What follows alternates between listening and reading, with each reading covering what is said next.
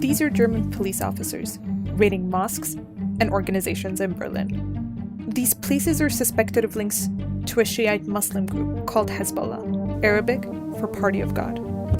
It happened right after the government declared Hezbollah a terror group, following in the footsteps of many others, including the UK, Saudi Arabia, and the United States. Hezbollah was formed some 40 years ago in this tiny Middle Eastern country. It has since expanded its reach to almost every continent on the planet. Its operations have often been violent, but the group's activities are multifaceted.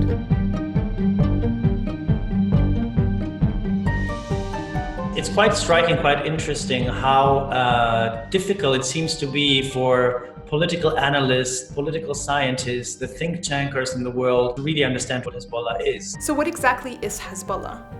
And why has its reach now spread so far from where it began? Let us unpack that for you.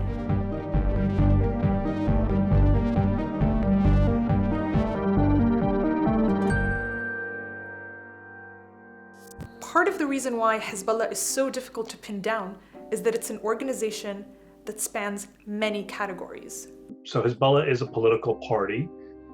It is a social welfare organization. It has civilian organizations. It is a standing militia, larger, better funded, better armed than the Lebanese armed forces. And it is also a terrorist organization that engages in acts of terrorism at home in Lebanon and abroad, as well as a transnational criminal organization. It considers itself at the same time a state and a non-state actor. It was born in an environment where the state was absent or weak, and where Hezbollah believed that it can fill all the gaps. Being a hybrid organization has advantages for Hezbollah. The many hats it wears are all a means to one end, spreading what it calls an ideology of resistance as far and as wide as possible. It's based on the idea that Hezbollah leads the resistance against oppression, against the stronger powers in the region, but also on a global level. That's why it's always had a very strong anti-Israeli, of course, anti-Zionist, but also anti-American discourse, because it positioned itself as the defender of those that no one takes care of, that are suffering from the oppression of colonial, imperialist, or whatever powers in the region. This is the main narrative of Hezbollah, and this is its raison d'etre, actually. This is just one, but a big factor in Hezbollah's popularity.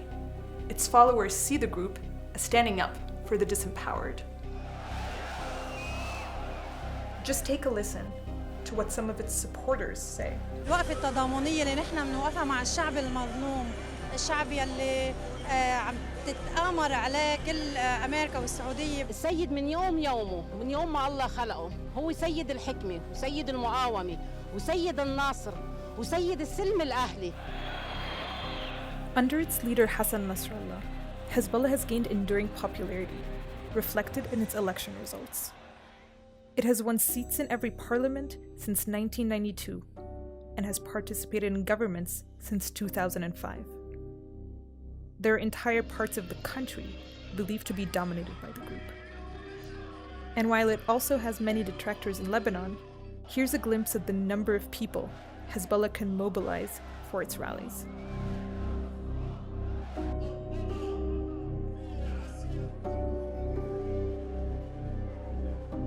Ideology matters in the Middle East today, regardless of what people tell you.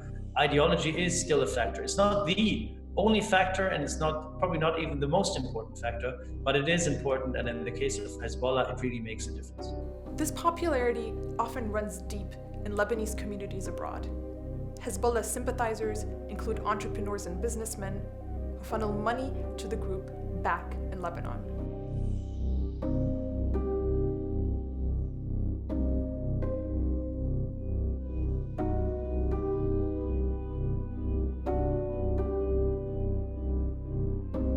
Due to the political instability in the country, but also historically, for a long time, Lebanese have migrated across the world. And we find a lot of very successful Shia Lebanese business people in Australia, in West Africa, in South America, in Europe, and even in the United States. And of course, there are certain loyalties.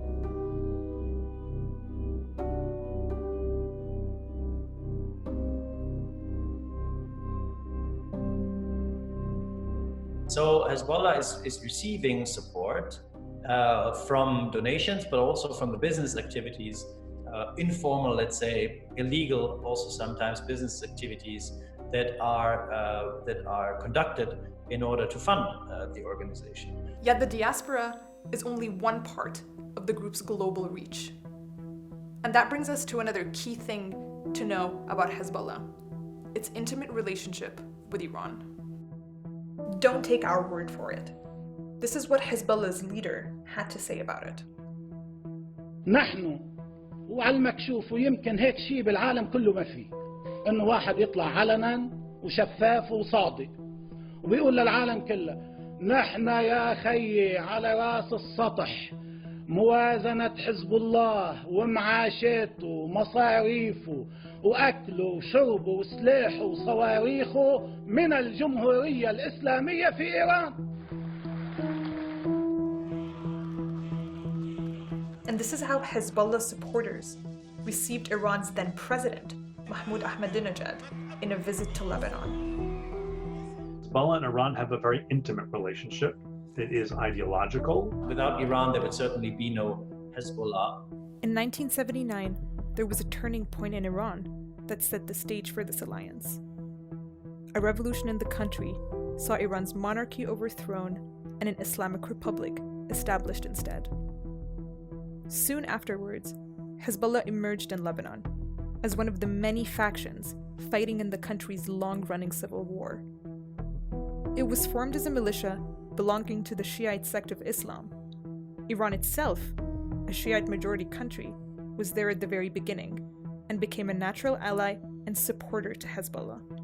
When Hezbollah was first being formed in Lebanon out of a motley crew of various Shia militant organizations, Iran, right after the revolution, sent some 1,500 officers to the Bekaa Valley to train these fighters and coalesce them into what became known as Hezbollah, the Party of God. That training included, importantly, not only kind of military training, also ideological training.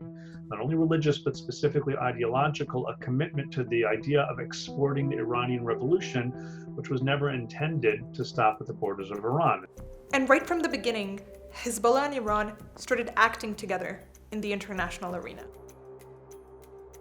Hezbollah carried out multiple attacks in places like Argentina, the UK, and even Lebanon itself.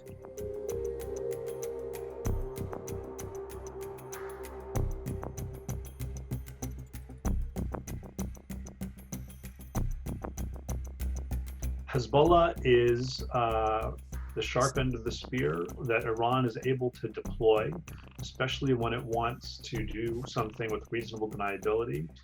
We know from U.S. Court proceedings in federal court that we know specifically that when Hezbollah started carrying out attacks targeting Western interests, first, this happened not at Hezbollah's own idea, but at the behest of Iran. Iran has also used this relationship to gain leverage over Israel, a country it has long vowed to destroy, despite widespread condemnation. In 2006, after capturing 2 Israeli soldiers, Hezbollah was involved in a month-long war with Israel that left many civilians dead on both sides. Iran supplied Hezbollah with arms used in the conflict. Iran may not be a borderline state with Israel, but by virtue of having Hezbollah, they're effectively a borderline state with Israel. Hezbollah has also been seen playing a role in major conflicts, and sometimes acting as a proxy for Iran against its enemies, like Saudi Arabia. Hezbollah is engaged in activity all over the world, sometimes at its own behest and sometimes on behalf of Iran, and most frequently a combination of the two. Hezbollah is a prototype and at the same time a very special case of Iran trying to gain strategic depth in the Middle East. Take this example. After the onset of the conflict in Syria in 2011, Hezbollah eventually sent troops to fight on the side of the Assad regime.